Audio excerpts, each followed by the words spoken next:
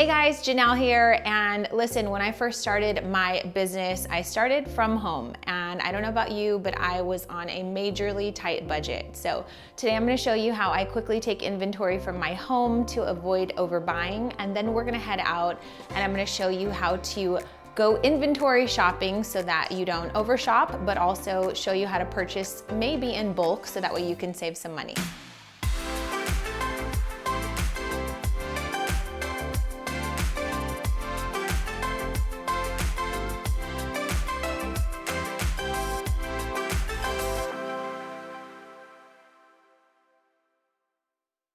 All right, so first thing that I do is I start with recipes. Whether you're using a cookbook or you're printing out recipes, it's always a good idea to do inventory based on the recipe that you're gonna be using. So after I do that, I go through all of the items that I have, and then I make a list based on the places that I'm gonna shop so that before I leave my house, I know what specifically it is that I'm shopping for and where I'm gonna get it from, as far as like which store I'm gonna get it from. The key to great time management is preparation. I have an inventory checklist that I can share with you that I started using from home and I still used even when I started my brick and mortar bakery, so that I don't overbuy things that I already have, and then also so that I know exactly what I need and from where. So I've got my list and we can gather our stuff and head out. Let's go shopping.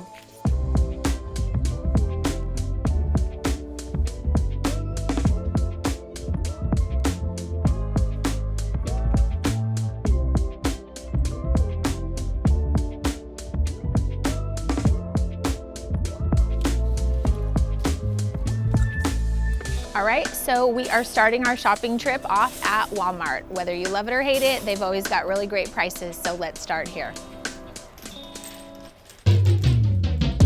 Walmart's the perfect place to shop if you're just getting a few ingredients here and there, shopping on the fly, or if you just don't have a lot of space to purchase things in bulk. When you're shopping in a grocery store, it's actually a law that they have to show you a cost breakdown. So not only will the price tag give you the price, but it'll tell you by the ounce what you're paying for. All right, so we're getting ingredients to make a Jenna Rae chocolate lovers cake. I'm going to load up on everything I need for this cake from Walmart, and then we're gonna head over to Costco and then to Baker's Bodega and buy the same ingredients.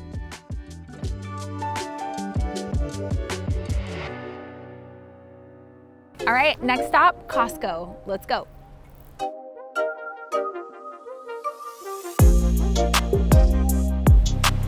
All right, so one of my favorite places to shop inside of Costco is in the dairy section. Why? Because they've got really inexpensive milk in bulk. They've got tons of eggs at great prices.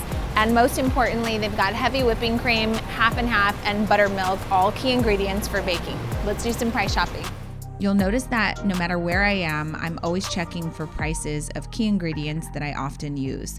You want to do this so that you can keep track of price increases, and you should regularly be updating your master pricing list to make sure that you're not undercharging if something goes up in price.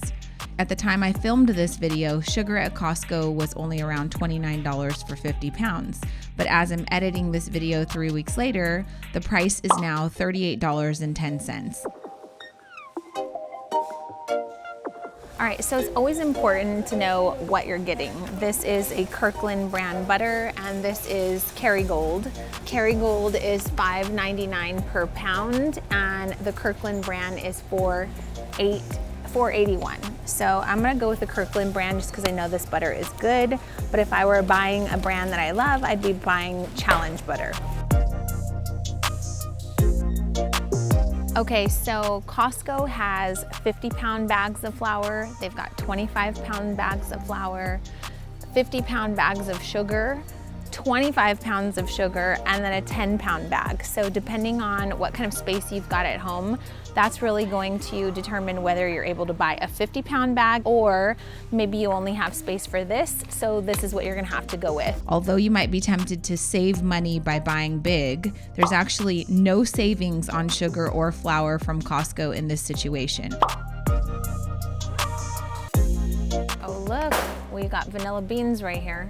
you get 5 vanilla beans for $4.99. That's actually a really good bargain. They're $1 a piece. Versus Walmart, you get 1 bean for $11.98. That's definitely a huge savings. All right, so 2 big jars of Nutella at Costco is $11.89. Although I don't need it today, it's always a really good idea to at least take notes, so that way when we go to other stores, we can also do some price comparing, and then we'll know for a fact like where we should be getting Nutella from when we actually need it. So write it down.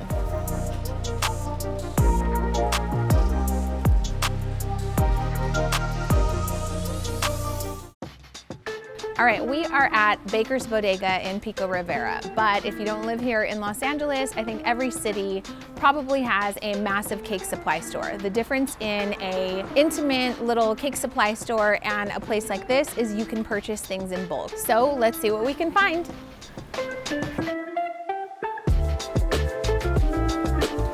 There's so many new faces here. How are you, Susie? So a cake supply store like this is a really good place to get packaging. They've got cute little loaf pans and just different things. You always obviously want to check the pricing and make sure that you're including the cost per item in the prices of your items. So if this is $6 for 5 of these, it's like $1.25 for just the packaging if you were to sell a slice of cake. Let's try them.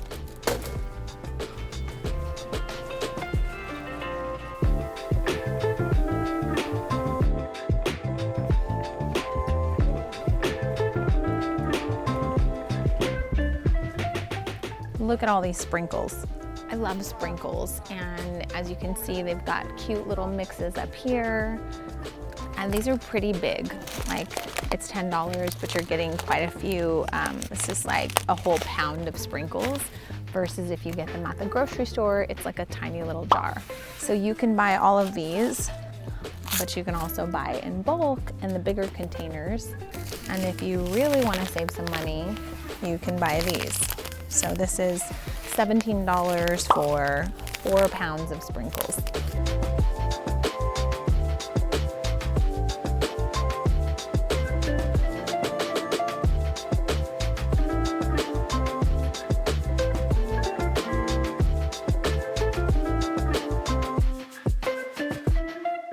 Not all cake boards are created equal. So these are your standard kind of cardboards, and these are $1.29 a piece. This is what most beginner bakers start with, and they're fine.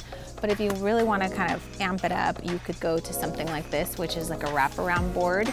And surprisingly, these are only 99 cents, so I would definitely get these.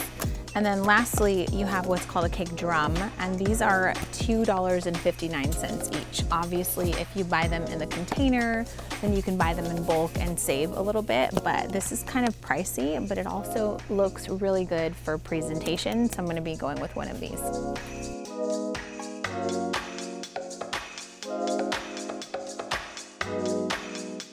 So these are really cute. These are Oreos, like really large Oreos, but you gotta be careful if you start putting these on your cake for decorations. You've gotta make sure you're factoring in the price, and it's almost $3 for this many cookies.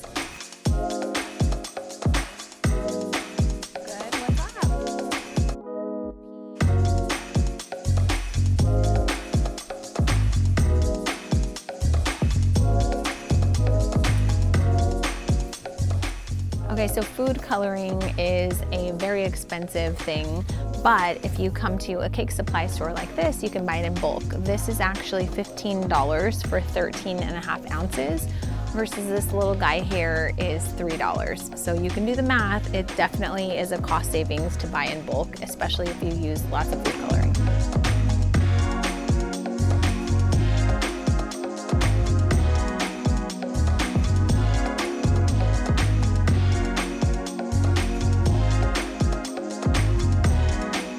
So before I actually got into my brick and mortar bakery, I was doing the volume at home where I actually needed to purchase in bulk. So a place like this sells things by a company called Bakemark, which usually is a company that will do a delivery to a brick and mortar bakery, but if you can come here and purchase this in bulk, this is a great deal. So they've got flour, they've got sugar, cocoa powder, everything is in bulk, and this is a great way to save tons of money.